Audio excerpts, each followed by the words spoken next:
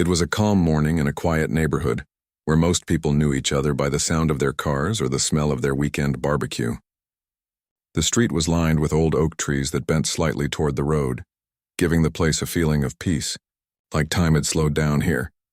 A man lived near the end of that street in a small, neat house with a white fence and a wooden porch that looked a little worn from the weather. He wasn't the kind who talked much. People would see him jogging early in the morning with his dog or washing his truck in silence. The dog was big, a strong Belgian Malinois with sharp eyes that seemed to understand everything around him. Everyone on the block knew the dog, too. Kids would wave from a distance, and the mailman always dropped the letters carefully into the box, just in case. That morning, the man had been working in his backyard. He liked mornings, the cool air, the sound of birds, and the quiet that made him forget the noise in his head. His dog was beside him as always, following him with every step. They had a bond that was obvious even to strangers. If the man moved, the dog followed. If he sat, the dog rested beside his feet. The sun was rising higher, turning the dew on the grass into small diamonds of light. It was one of those peaceful moments you wish would last forever.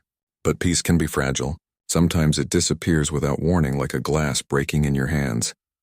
It started with a loud voice down the street. Someone had called the police. Nobody knew exactly why at first. There was talk later that it might have been a misunderstanding, maybe a complaint about noise or a report of a stranger walking through the area. Whatever it was, it didn't seem serious enough for what was about to happen. 2 police cars pulled up near the man's house. Their sirens were off, but the flashing lights painted the houses red and blue. The sound of the engines broke the calm, and the neighborhood seemed to hold its breath. A few people peeked from their windows, unsure what was going on. The man didn't notice them at first. He was inside his shed, cleaning a few old tools. His dog, always alert, lifted his head and let out a short bark, the kind that said, "Something's wrong." The man stepped outside, wiping his hands with a rag, and looked toward the front yard. He saw 2 uniformed officers walking through the open gate. They looked tense, like they were expecting trouble. One had his hand near his holster. The man frowned slightly, wondering what they were doing there. He hadn't called anyone. The dog moved first. Not in anger, but in protection. He trotted toward the officers, barking, not aggressively, just loudly as dogs do when strangers enter their space. His tail was stiff, his eyes locked on them. The man called out sharply, telling the dog to stop. The dog froze, but the officers didn't. One of them shouted something the man couldn't quite catch. The situation changed in seconds. The dog barked again, louder this time, and started forward, still a few feet away but moving fast. Before the man could take another breath, a sound cut through the air. A single shot, then silence. The dog dropped to the ground. For a moment, the world seemed to stop. The man didn't move. He just stared at the animal lying motionless on the grass, the echo of the gunshot still ringing in his ears. The officers froze too, realizing what had just happened. He walked forward slowly, his face unreadable. His steps were steady, but there was something in the air around him, an energy like a storm building. He knelt beside the dog, touched its fur gently, and whispered something only the 2 of them could ever understand. Neighbors began to come out of their houses. Some had their phones out, recording. A few called out in shock, asking what happened. The officers started speaking quickly into their radios, trying to control the situation. One of them said it was self-defense. The other looked uncomfortable, shifting his weight from one foot to the other. The man didn't argue. He didn't raise his voice. He just kept his hand on his dog's side, feeling the warmth slowly fading. He wasn't thinking about the cameras or the people watching. All he could think about was the years behind that moment, the missions, the memories, the nights when that dog had been the only living thing he could trust. To the officers, he was just another homeowner, an ordinary man with a dog that got out of control. They didn't know who he really was. They didn't know what kind of life he had lived before this quiet street, or what kind of things he had survived to end up here. The older officer finally spoke. He said something about following procedure, about the dog being a threat. The man didn't respond. He just looked up at them once, his eyes steady and calm in a way that made the officers uneasy. There was no shouting, no anger, just silence. The kind of silence that carries weight. The neighborhood began to fill with noise again. A few neighbors came closer, whispering their disbelief. One of them, A woman who had often waved to the man during her morning walks tried to comfort him, but he gently shook his head. He didn't want words. Words didn't fix things like this. After a few minutes, the officers called animal control and began writing their report. The man stood up, his back straight, his face still calm. He asked one simple question. "Why did you come here?" They told him they'd received a call about a suspicious person in the area. But the description didn't match him. It was vague, a tall man walking around. That could have been anyone. The officers had entered his property without knocking, assuming the open gate meant they could. He nodded once, said nothing, and went back to kneel beside his dog again. By now, the small crowd of neighbors had grown. Some were angry, some were crying. Others just watched in silence, unsure what to say. The police seemed to grow more nervous as they realized how many cameras were pointed their way. A younger officer approached the man carefully. "Sir, I'm really sorry," he said, his voice low. "We didn't—" The man raised his hand slightly. "Not here," he said quietly. "Not now." There was something in his tone that made the officer stop talking. It wasn't a threat. It was something deeper, something that came from years of giving and following orders, from knowing when words didn't matter. He carried the dog's body inside with both arms, gently, as if it were still breathing. The house was quiet. He laid the dog down on an old blanket near the back door, the one where the dog liked to wait for him after long runs. He sat beside it for a long time. Outside, the officers were still talking to neighbors, taking statements, trying to control the story before it spread. But it was too late. Someone had already uploaded the video online. Within hours, people were talking about it across the city. In the footage, the man didn't look angry or dangerous. He looked calm. That calmness drew attention. People started asking who he was. How could someone stay that composed after losing something so dear? Inside his house, the man sat in silence. He thought about the day he first met the dog, years ago when both of them were still serving. He had trained it himself, taught it commands that no one else knew. They had saved each other more than once. The memories came back in waves. The smell of dust, the sound of rotors overhead, the long nights under the stars when that dog was his only comfort. He had promised himself that when it was all over, they would both find peace. That was why he'd bought this house, this quiet place with trees and space to breathe. It wasn't supposed to end like this. The evening came slowly. The flashing lights were gone, the crowd had disappeared, and the street had returned to its usual quiet. But inside, the silence felt different, heavy. The man walked into his kitchen and filled a bowl with water out of habit, then stopped halfway through and set it down. His hand trembled for the first time that day, not from fear but from something harder to name, loss mixed with disbelief. He went outside again. The air smelled of rain. He stood in the yard where it had all happened and looked at the small dark spot on the grass. He knew the neighbors would talk about it for weeks. He knew the police would file their report and move on. But for him, this wasn't just an incident. It was personal.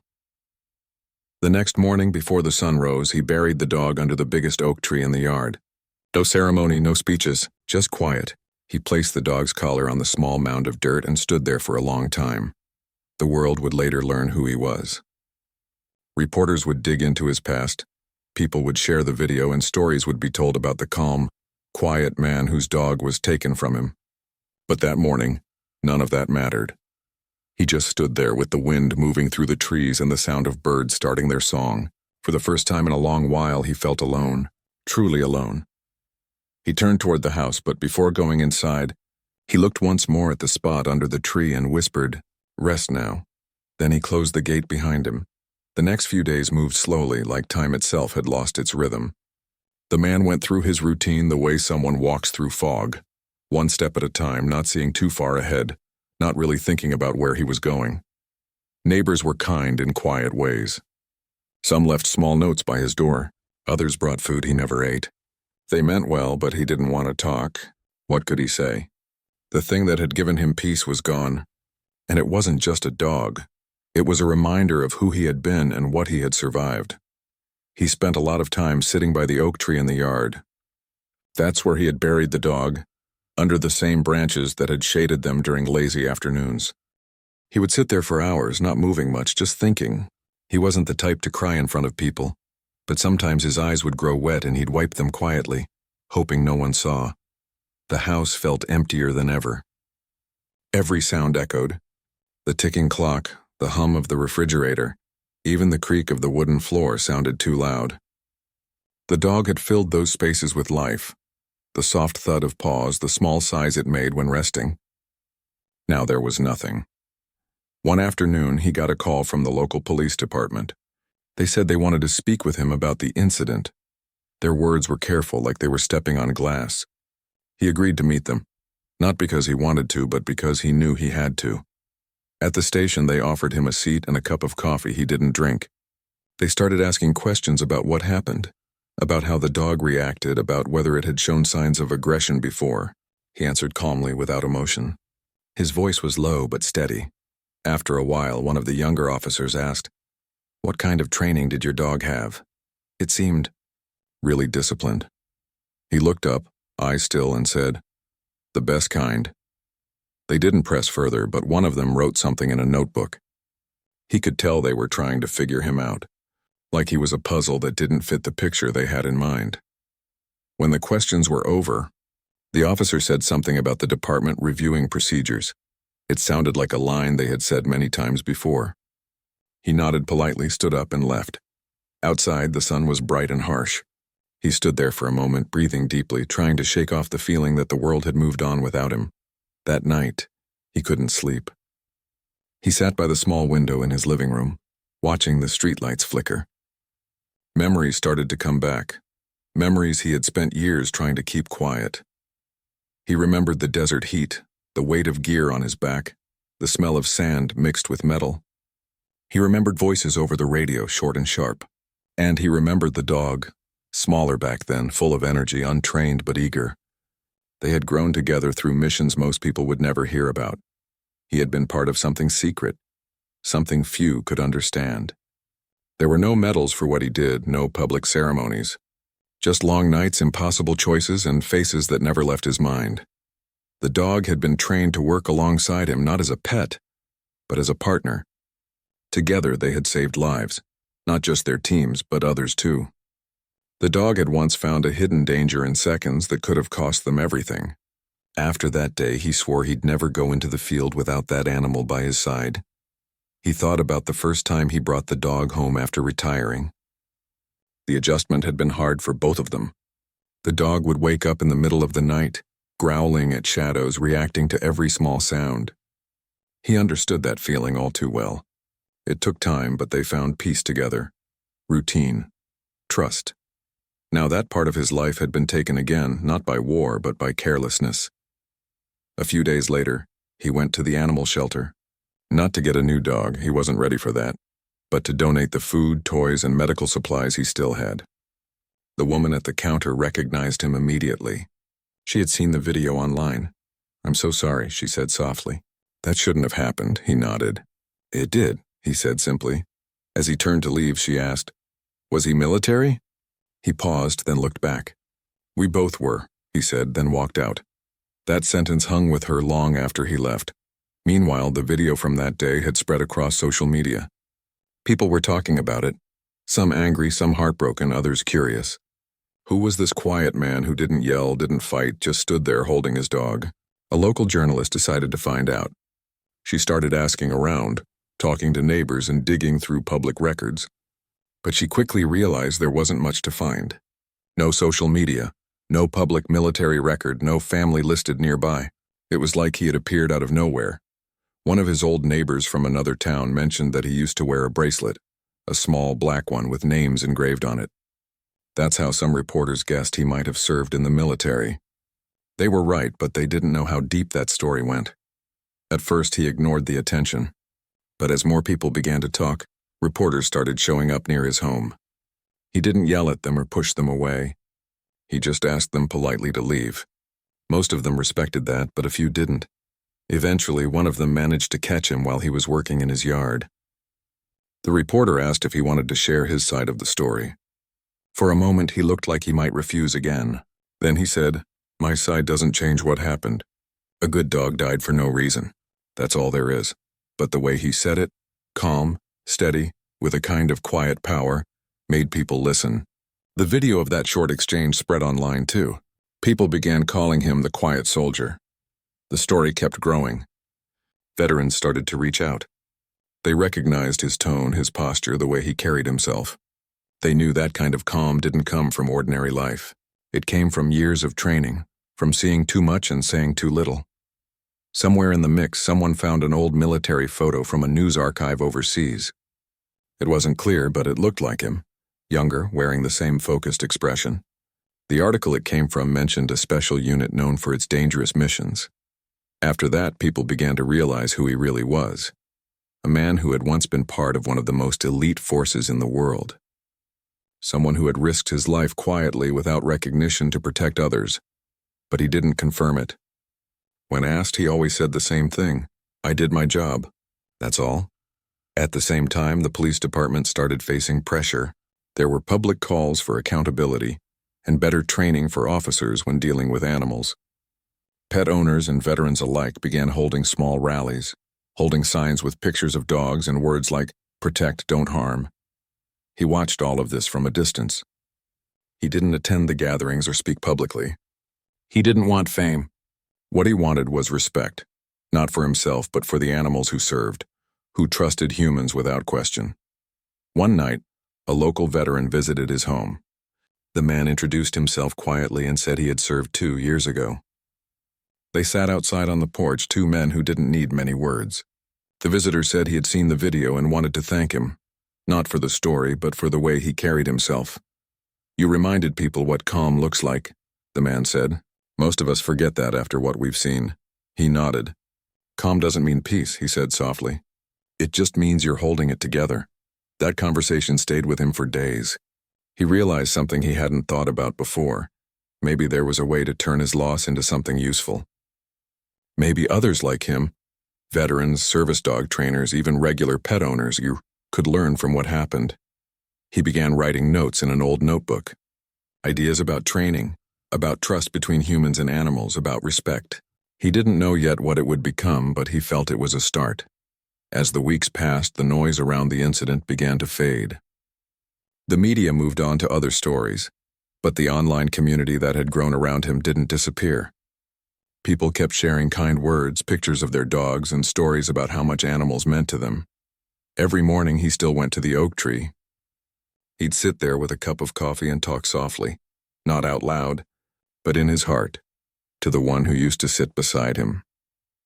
Sometimes, he'd hear a bark in the distance, and for a brief second, he'd imagine it was his old friend running through the yard again. Then reality would return, quiet but steady. He didn't know it yet, but that peace he had been searching for was slowly coming back. Not through forgetting, but through understanding. The man who once lived in silence was beginning to find his voice again, and the world was starting to listen. The days started to blend together, but something in the air was changing. The quiet man who had once been invisible to most of his neighbors was now at the center of a conversation, much larger than he ever wanted. His story had traveled beyond his small street. People were talking about him in cities he had never visited. One morning he opened his front door to find a stack of letters. Some were from strangers, others from veterans, and a few from families who had also lost their dogs to mistakes made by frightened officers. The words inside were filled with emotion. Some thanking him for staying calm, others sharing pain that sounded a lot like his own. He didn't know how to respond to all of it. He wasn't looking for sympathy, but he could feel something shifting inside him. These people weren't just reacting to his story. They were connecting to it. They understood the bond he had lost, and somehow that made him feel less alone. He placed the letters in a small wooden box on his shelf. He didn't plan to throw them away. He just wasn't ready to read them all yet. Later that week, he got another visit, this time from a local news reporter, a quiet woman who didn't come with a camera crew or lights. She simply knocked on his door and waited. When he opened it, she introduced herself and asked if she could talk to him about what happened. Not for a headline, but to understand. He hesitated for a moment, then nodded and invited her to sit on the porch. She began by asking how he was doing. He looked out at the oak tree for a few seconds before answering. Still breathing, he said softly. They talked for a long time. Not about the shooting itself, but about his life before it, how he came to live here. what the dog had meant to him and what peace had looked like before that day. She didn't push him to talk about his military past, though she clearly sensed there was more to the story. At one point she asked, "Do you think you'll ever get another dog?" He smiled faintly, the kind of smile that hides a lot of pain. "Maybe someday," he said, "but not to replace him. You can't replace family." When she left, she thanked him for his time and promised to tell his story the right way. He didn't know exactly what that meant, but he hoped it was true. A few days later, her article appeared online. It wasn't sensational. It was quiet, just like him. It described his calmness, his strength, and his refusal to speak badly about anyone, not even the officers who made the mistake. The article went viral, not because it was dramatic, but because it was honest. People were tired of anger and noise. His silence had said more than shouting ever could. Soon, larger news outlets began picking up the story. They added details, some true, some half-guessed. They called him a former elite soldier, a man of discipline and mystery, a hero who stayed humble. He didn't confirm any of it, but he didn't deny it either. He didn't want the attention, but he understood that people needed something to believe in, a symbol of restraint, patience, and quiet strength.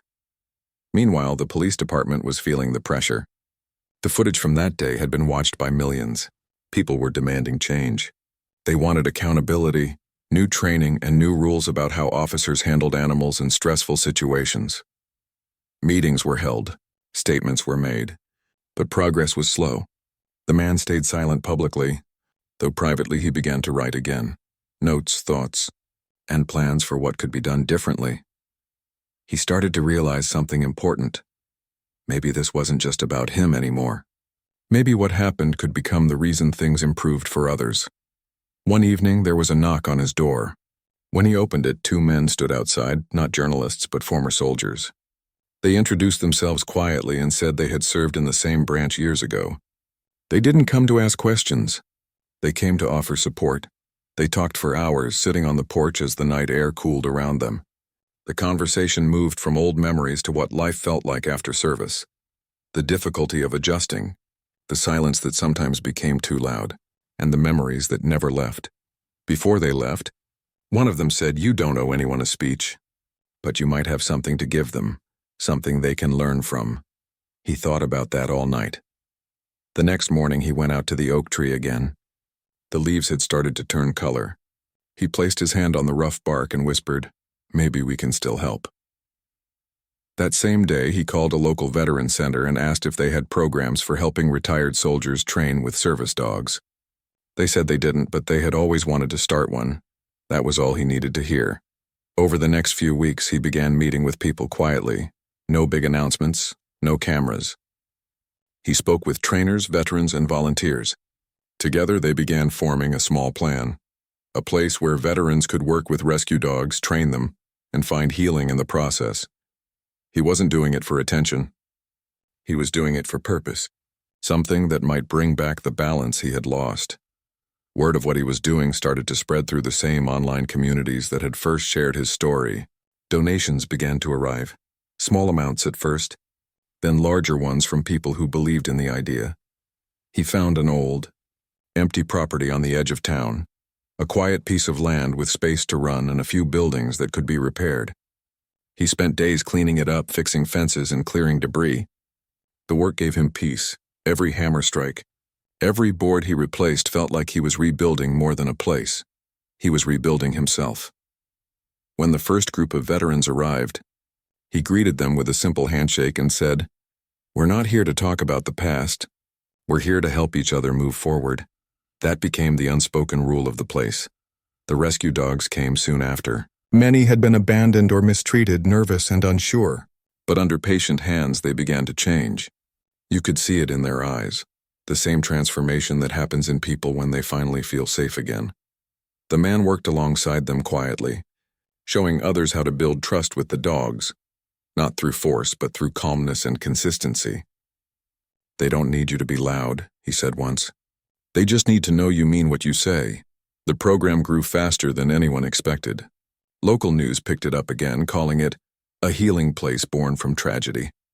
People began visiting, donating supplies, and volunteering, but the man still kept a low profile. He didn't put his name on signs. He didn't give speeches. The focus was never on him. It was always on the mission. Still, there were moments that reminded him of his loss. Late at night, when everyone else had gone home, he would sit on a wooden bench near the edge of the property looking up at the stars. Sometimes one of the dogs would wander over and rest its head on his leg. He would smile softly and whisper, "Good boy," remembering the one who had started it all. As the weeks passed, something unexpected happened. One of the officers from that day reached out. The department had started a new training initiative, and the officer wanted to meet him, to apologize properly and to learn. He didn't answer right away. He thought about it for several days. Then one afternoon he agreed. They met at the training site, away from cameras. The officer looked nervous but sincere. He apologized without excuses, saying he had acted out of fear, not understanding. The man listened quietly, then nodded. "Fear makes people do things they can't take back," he said. "But learning stops it from happening again." They talked for a long time after that, not as enemies, but as people who had both seen the worst of what fear could do. When the officer left, the man felt something shift inside him. Forgiveness doesn't erase pain, but it lightens the weight of carrying it. By the end of that year, the training center had a name, Shadow's Haven, a tribute to the loyal companion who had brought him through war and peace alike. He didn't make a speech at the opening ceremony. Someone else did. He just stood in the back, hands in his pockets, watching as veterans and dogs began to form their own connections, just as he once had. The sound of laughter filled the air, real laughter, the kind he hadn't heard in a long time. He realized then that his story was no longer just about loss. It was about rebuilding, about turning pain into something good. At sunset, when the crowd had gone, he walked across the field, feeling the cool grass under his boots. The sky glowed orange and pink, the way it sometimes did in the places he used to be deployed. He paused, looked up and smiled faintly. "You'd like it here," he whispered.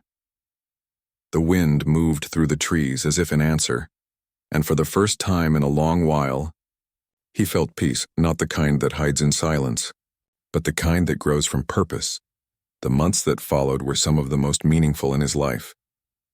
The training center had grown into something real, not just an idea, but a place full of life and purpose.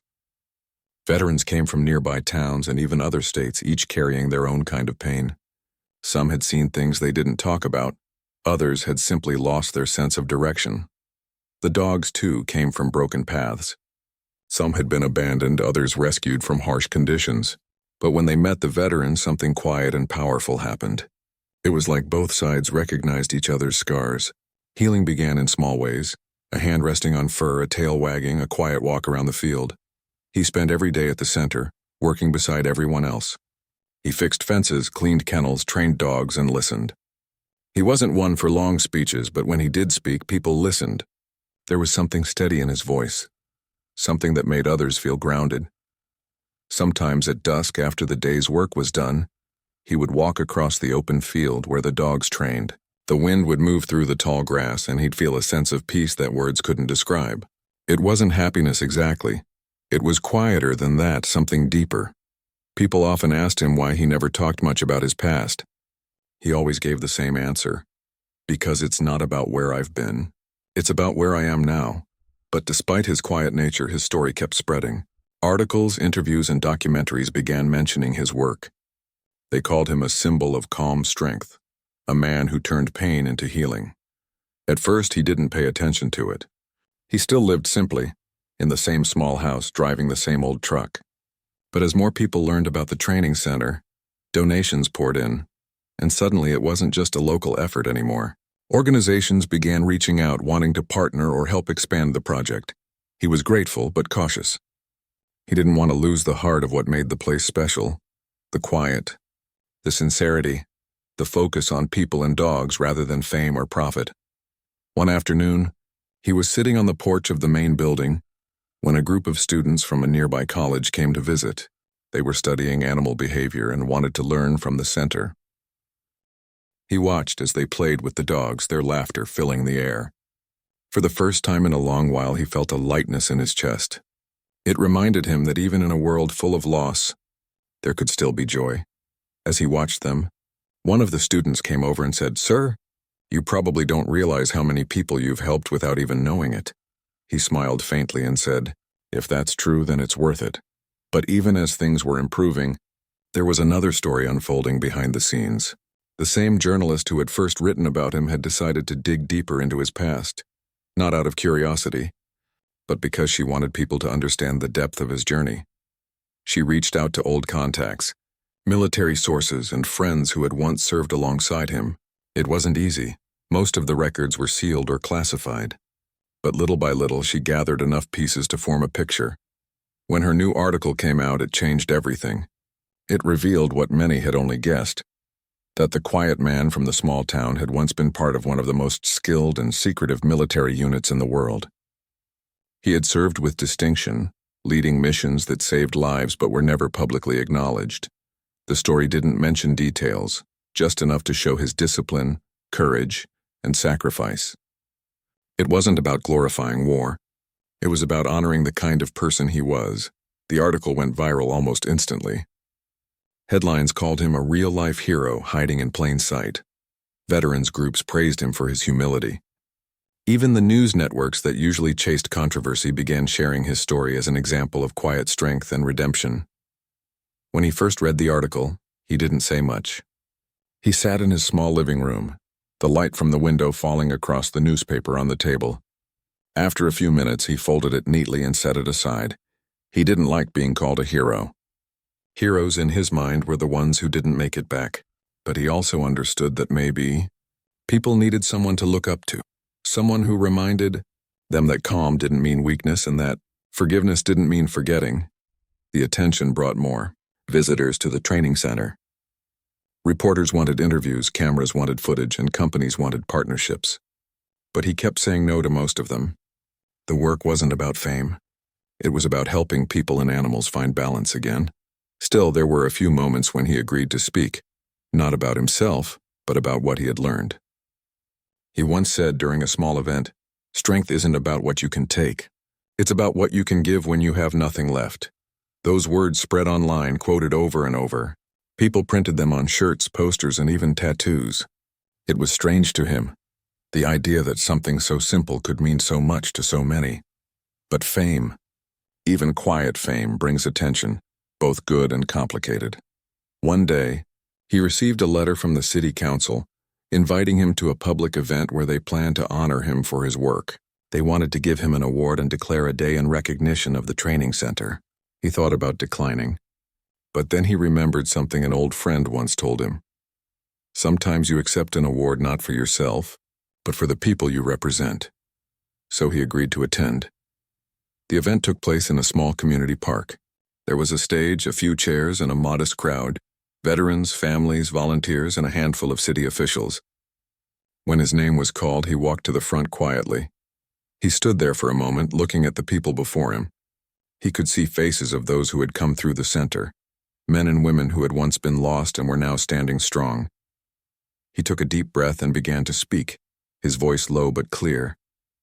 "I'm not a man of speeches," he said, "but I'll say this: life will break all of us in some way.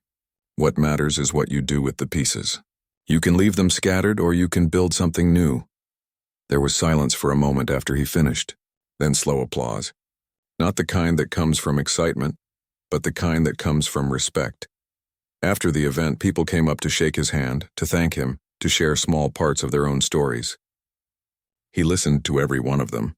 That night, when he went home, he didn't think about the award or the applause. He thought about the people who had shown up, all of them searching for hope in their own way. As the training center grew, he made sure it stayed true to its purpose. No matter how large it got, there was always time for quiet moments, for listening, for patience, for trust. He believed those were the real foundations of healing. Sometimes new volunteers would come in expecting a structured military-style program, but what they found instead was something softer. He often told them, "Discipline isn't about control. It's about respect, for yourself, for others, and for the life you're trying to protect." Over time, the center became known across the country. People came to visit, to learn, to heal. The man who had once been silent became a quiet guide for others who needed direction. But even with all the success, he never forgot the reason it had all begun. Every evening after everyone left, he would walk out to the oak tree behind his house. The collar still hung there, weathered but whole. Sometimes he'd sit beneath it, feeling the soft earth beneath his hands, and whisper, "We did good." He never said I, always we, because in his heart, he knew he hadn't done it alone. Then one autumn evening, as the sun dipped below the horizon and the field turned gold, he stood watching a group of veterans training their dogs. They were laughing, shouting encouragement, smiling in ways they probably hadn't in years. He felt something rise in his chest, pride mixed with peace. It wasn't the kind of pride that comes from recognition. It was the kind that comes from knowing you've done something right even if no one ever thanks you for it. He turned away from the setting sun and walked back toward the building. The sound of barking followed him, strong, joyful, alive. And for the first time in a long time, he realized he no longer felt the emptiness that had once haunted his home. It had been filled again, not by one loyal companion, but by many. The story of a man and his dog had become something larger. A story about second chances, about kindness, about finding light again after the darkest moments.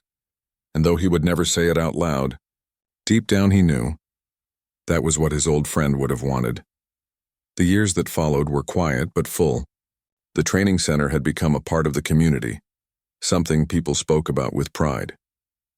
Veterans came and went, each leaving behind their stories, their laughter, and their growth. The dogs that once trembled with fear now ran freely through the open fields, full of trust and energy. He spent most of his days there, moving slowly but purposefully, guiding new trainers, fixing things that broke, and talking to those who needed someone to listen. He had grown older, his hair showing threads of gray, but there was a peace in his eyes that hadn't been there before. Every morning started the same way. He'd open the gate, call out softly to the dogs, and watch them rush into the field. The sound of their paws on the grass was something he never got tired of. It reminded him that life, no matter how broken, always finds a way to keep moving. People often came to the center not just for training but for comfort. Some were veterans, others were young people going through hard times. He never turned anyone away. He had learned that pain came in many forms, and healing didn't always need words. Sometimes, it only needed presence. The training center was now called Shadow's Haven, named after the dog who had started it all. The name had become known across the country, mentioned in magazines, on talk shows, and even in small-town papers. But he still saw it as a simple place on a piece of land where people and dogs found each other and started over. On one particularly cold morning, he arrived early before sunrise. The air was crisp, his breath forming small clouds in front of him. He walked to the oak tree behind the center, where the old collar still hung. The leather was weathered, but the engraving was still visible. He ran his fingers over it gently, then whispered, "Still here, old friend." The sound of footsteps behind him made him turn. One of the younger trainers had arrived, a man who had served overseas and was still finding his footing in civilian life. "Sir," the trainer said quietly, "a reporter's here. She wants to talk to you about the new program for service dogs." He nodded, brushing the frost from his hands. "Give me a minute," he said softly. When he walked back toward the building, he saw the reporter waiting near the fence. She was young, polite, and clearly nervous. She greeted him with a smile and said, "I've been following your work for a while. It's incredible what you've built here." He gave a small nod. "It wasn't just me," he said. "A lot of good people helped." The interview was simple. She asked about the new program, one designed to train dogs for veterans with emotional trauma. He explained that the dogs weren't just companions but anchors. They sensed things humans often missed. They pulled people out of moments of darkness without needing to speak. When she asked why he continued doing the work after so many years, he paused before answering. "Because every time I see someone smile again, it feels like winning a battle no one knows about," he said quietly. The reporter's eyes softened. "You've helped hundreds," she said. He shook his head. "Maybe," he replied. "But I've also been helped by them." After she left, he stood for a while watching the dogs train in the yard. The younger trainer was teaching a new group of veterans how to build trust. There was laughter, some frustration, but mostly connection. That was what mattered most to him. As the weeks passed, the center prepared for something special. the 10th anniversary of its founding. The team wanted to celebrate, not with speeches or big ceremonies, but with a gathering of everyone who had ever been part of the journey. The day arrived with sunlight and soft wind. Old faces returned, veterans who had long finished their training, families who had adopted dogs, volunteers who had been there since the beginning. They brought photos, letters, and memories. He moved through the crowd quietly, shaking hands, smiling, listening. People hugged him, thanked him, and told him how much the center had changed their lives. One woman, holding the leash of a golden retriever, told him her husband had found peace because of the dog they'd adopted there. "You gave him back to us," she said with tears in her eyes. He didn't know what to say, so he simply nodded and replied, "He did the hard part. The dog just showed him how." Later that evening, when the sun dipped below the hills, the crowd gathered near the oak tree. A small wooden plaque had been placed there, engraved with words chosen by the veterans themselves, in honor of those who found strength in silence and loyalty in love. He stood before it quietly, the wind moving through the grass, the sound of dogs barking faintly in the distance. One of the younger volunteers asked if he wanted to say a few words. He hesitated, then looked around at the faces before him, people of all ages standing together, some holding hands, others holding leashes. "I don't have much to say," he began softly. "But I remember how this all started, with loss, with anger, and with one dog who refused to give up on me. I didn't build this place alone. Every person here did, every dog, every moment of kindness. We didn't just train dogs, we trained ourselves to trust again." There was silence after he finished, the kind of silence that holds more than words ever could. That night, after everyone had gone home, he stayed behind.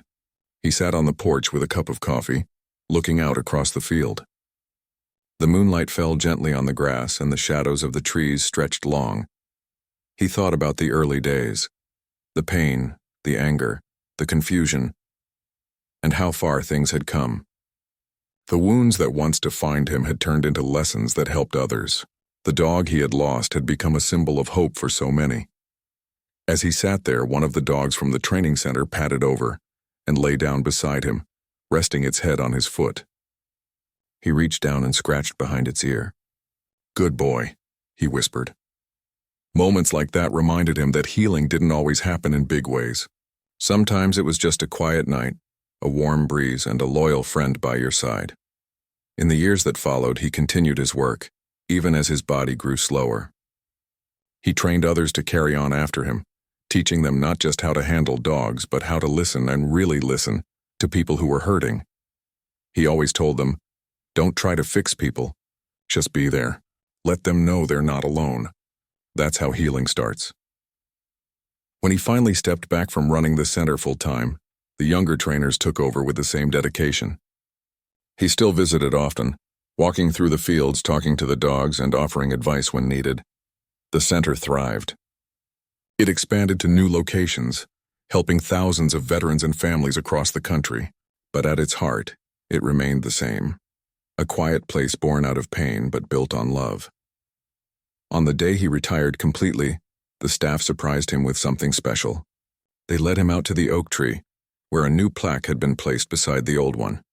It read, "For the man who taught us that strength is not in fighting but in forgiving, for showing us that love once lost can be found again." He read the words slowly, his throat tight. For a long moment he said nothing. Then he smiled, a small peaceful smile, and said, "Thank you. But remember, this isn't about me. It's about every single life that walked through those gates and chose to start again." Years later, long after he was gone, people still told his story. They spoke of the quiet man who turned tragedy into a mission, who built a haven where broken souls could find peace. They said his spirit lived on in every dog trained, every veteran who smiled again, every act of kindness shared between human and animal. The old oak tree still stood tall at the edge of the field, the two plaques shining faintly in the sunlight. Visitors often stopped there to reflect, to whisper their own stories, or to simply stand in silence. And sometimes, when the wind moved just right, it sounded almost like a voice, calm, steady, and full of quiet strength, reminding everyone who came there that healing is possible, and love never really leaves. The dogs would run across the fields, their shadows stretching long in the afternoon light, and those who watched them always felt something shift inside. Maybe that was the real legacy, not the buildings or the awards, but the reminder that even in the darkest times, goodness could still take root and grow. And so, the place continued, not just as a center, but as a living story of redemption, loyalty, and the bond between man and dog that could outlast pain, outlast loss, and outlast time itself.